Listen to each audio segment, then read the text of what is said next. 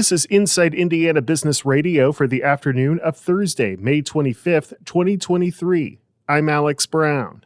Aspire Economic Development and Chamber Alliance has announced plans to transfer oversight of its Community Development Volunteer Program to the Johnson County Public Library. Aspire CEO Christian Maslowski said the library is a perfect fit because it is intimately engaged in community conversations. They have staff team members who have already volunteered with the program and are passionate about it, and they can devote more resources to leading it and growing it than what we were able to. They're a larger organization than we are. The program is designed to help produce studies, events, and initiatives to help make Johnson County a desirable place to live, work, and play. It is the nexus with business leaders and business stakeholders, elected officials, and residential stakeholders and nonprofit. Our nonprofit organizations have been very engaged in this program. This program is excellent at bringing all of those different types of stakeholders together. So it was appropriate that we, as the Economic Development Organization, launched the program, but it is matured, it is ready for the next level, and we couldn't have asked for a better partner. West Lafayette-based real estate investment firm Munzer has increased its ownership stake in what it calls one of the largest student housing assets in the nation. The firm and its partner, T2 Capital Management, have acquired Village West near Purdue University, though financial details were not disclosed. Munzer originally acquired the complex in 2020 with a West Coast-based equity partner for $48 million. Founder Mark Munzer told IIB the newly announced acquisition allowed the original partner to successfully exit with significant gains. Valparaiso Mayor Matt Murphy held a ribbon cutting yesterday to mark the beginning of operation of 100 solar panels atop City Hall. The project is part of an overall effort to add solar panels to several city buildings, which officials said would save the city $5.2 million over their 35-year lifespan. From the number one source for Indiana business news, this is Inside Indiana Business Radio. Indiana, it's time to get revved up. Inside Indiana Business is going racing. We'll be at the Indianapolis Motor Speedway for the month of May and take you inside the business of motorsports, from gasoline alley to high-tech race shops to small-town dirt tracks. We'll explore what fuels a billion-dollar industry in the state. Join the entire Inside Indiana Business team from the world's greatest race course for Business at the Brickyard, brought to you by Purdue University. It's checkered flag coverage you won't want to miss. Nearly 53,000 Hoosiers lost their Medicaid coverage this month, the first of many to lose their insurance following the unwinding of pandemic-related protections over the next year. Gary Dick has more. The Family and Social Services Administration, tasked with managing the state's Medicaid program, promised it would use this month to improve future disenrollment rates.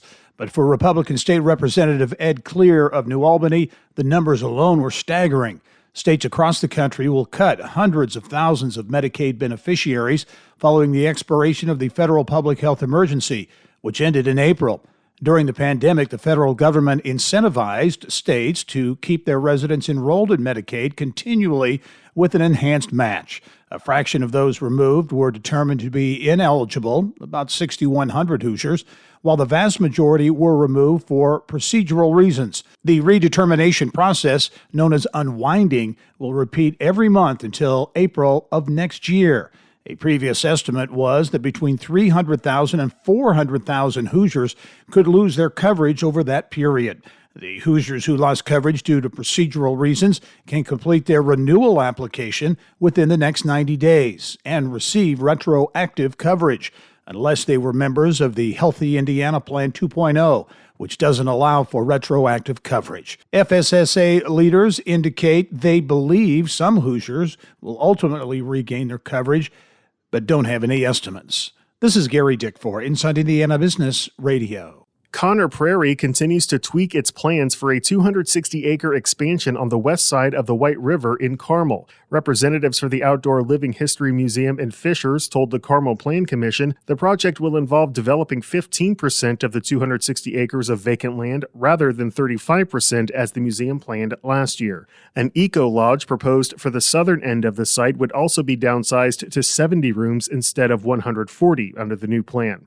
Conner Prairie unveiled plans last August for $24 million in new capital projects that museum officials said would provide a more complete and more inclusive look at history and include expanding the museum west of the river into Carmel. Officials for the museum did not say whether the price tag for the project would change with the adjusted plans.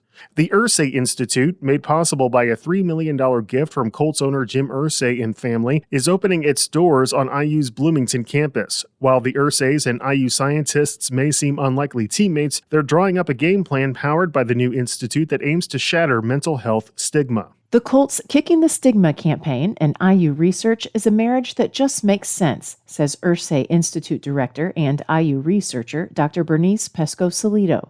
While the Irsay Institute will work in a variety of health areas, mental health and addictions and the stigma around both of those has emerged as the main focus. Pesco-Salido says IU has a concentration of social scientists, but they lacked a place to work together to study the stigma that surrounds mental health and addictions. When you bring together the power of psychology and sociology and policy, all of those scholars in one room, you can really hit hard the problems of illness and treatment in a way that you can't do when people are just hitting, one aspect of the problem. That's really what this is about. The roughly 20 socio-medical scientists will also study the overlap of mental health stigma and social determinants of health. Leaders say involving undergrad students is an important goal of the Institute. A student-led program called You Bring Change to Mind that combats stigma on campus will expand to all IU campuses. Kylie Valletta, Inside Indiana Business Radio. A proposed renovation of the Memorial Opera House in Valparaiso continues to be negotiated by the Porter County Council and commissioners. Lakeshore Public Radio's Michael Gallenberger reports. The initial proposal would have rehabilitated the historic building and connected it to the former sheriff's residence. But now the commissioners have proposed a smaller list of improvements, focusing on the roof, bricks, plaster, lighting, and heating and cooling systems, with an estimated cost between $2.6 and $4.4 million. But some council members feel additional restrooms should be kept as part of the project. Greg Sims says people using wheelchairs have trouble using the current ones, especially the women's restroom. I don't know how anyone can sit there on the toilet. It's so tiny.